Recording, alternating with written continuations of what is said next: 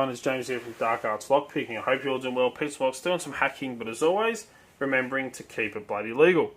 So to continue on with the tubular key cutters, I was asked if you could, in an email, if you could cut a 7.8 on a 7.5. It hasn't demonstrated to you and told you you can't go doing it because it will put your spacing off on your key.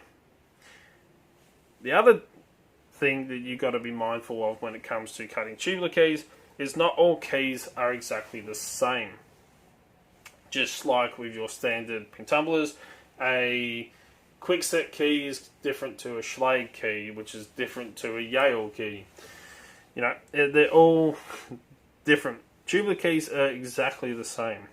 You can get what's called giraffe keys, which look like a tubular key with a very, very long neck in between the handle and the business end. You can get keys that are like this one just here, which works as cam lock, that has a post on the inside of your key, which you can see down on the inside just here, which aligns in to the little cutout in the center post of the lock so that you can operate the lock. Now, not all tubular locks that you will come across will have this little notch cut out in the center. Some of them don't. A lot of the cheaper Chinese-made rubbishy tubular lock devices don't have that center post. And our cutters have that center post cut out on the cutter itself, as you can see here. That allows us to index our key correctly and have it aligned in the correct spacing for cutting that key. For each position, it correctly aligns that key. But what happens if we don't have that center post? Can we still cut a tubular key with these cutters? Well, you can. A lot of the cheaper keys that you order offline from, say, off AliExpress, from China, are steel keys. They're going to wear down your cutting wheel a lot quicker than a brass key. So it's always best to get a higher quality key. I have paid upwards of $15 for a tubular key blank. Here in Australia, they range anywhere from a couple of bucks each right up to $15, $16 for one blank. So they aren't exactly the cheapest key blanks to get here in Australia.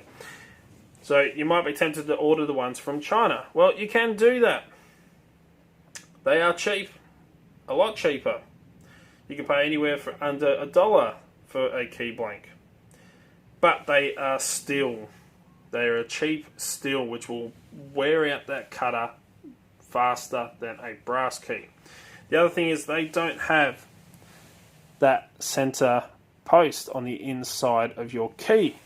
So you cannot index the key on your cutter perfectly, which means it will freely spin. So unless you actually know exactly what your spacing has to be for each cut, with the index key that will fit over this cutter, that's position 1. We pull our cutting wheel back, our grinder, we can then turn our key and it will click into the position 2. Pull it out, turn it 1 click, position 3. It will actually go around and index on each one. When it comes to these cheap keys, it won't index, so you literally just spin around and spin around. So unless you actually have your spacing correctly, just like cutting the wrong size key and the wrong size cutter, it's not going to give you the correct spacing in between each cut. It's like cutting a pentumbler lock for a, say, a Lockwood key. It's like cutting all the spaces off half a step. Your key's not going to work properly because it's off. Same goes with this. Now, you can get away with it. I've done it. I've cut these cheaper keys on these tubular key machines. It is a lot more difficult. The fact that instead of actually being able to index exactly which cut 1 click at a time, you have to align your cutter in a way that when you place your key blank in,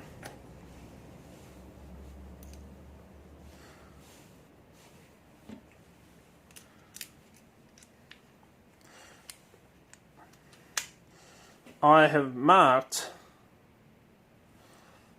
on my unit itself where to align the numbers. So I know for a fact that that is a 1 cut, and then 1 cut over there. So that's 1 cut lined up on the small mark. The bigger cut, I make sure that I'm perfectly aligned with the other, like the number 3 on that, and that will give me my exact spacing for each cut, and then turn it around for a 2 cut. It is a lot harder, and one slip up, if you're off position, your key's not going to work correctly. It's like cutting the wrong size key and the wrong size cutter. It's a downside to some of the cheaper tubular keys that you'll come across, or some of the cheaper tubular locks. So that's one of the downsides to it. So not only is it impossible, well, not impossible, but impractical to cut, and incorrect to cut the wrong size key on the wrong size cutter, it's also really important to make sure that you have the correct key for that cutter as well. I'm not saying it can't be done, it can be done. I've done it before. I've shown you can do it before. It's just a lot more difficult, and you have to be a lot more precise when it comes to cutting those keys. So not only are the sizes different and the spacing's different, but not all keys are created equal. So it's a little thing to keep in mind when it comes to these machines and when it comes to cutting tubular keys. You might be tempted to buy the cheap ones because you can get them for less than $1 each and you can make a nice profit off of it. Yeah, at what costs?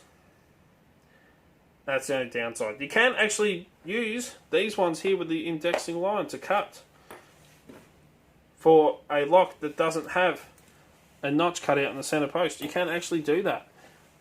But you need to be very, very careful and use a Dremel to grind away the inside of the key and remove that little notch on the inside.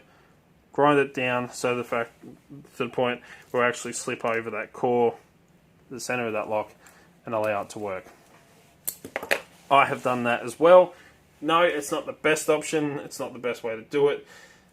But if need be, it can work in a pinch. So anyway, there you go. Hopefully that gives you a little bit more of an information on it and a little thing to keep in mind. If you have any other questions when it comes to the tubular keys and tubular lock cutters, these Klon ones, hit us up in the comment section down below. Send us an email, darkartslockpicking@gmail.com, or contact me through any of the social medias because I'm on nearly all of them. And put your questions forward and I'll try and answer as many as possible. So, as always, check out all links in the description down below. If you like what you see, hit that thumbs up, hit that notification bell, make sure you're subscribed, and as always, till next time, cheers guys.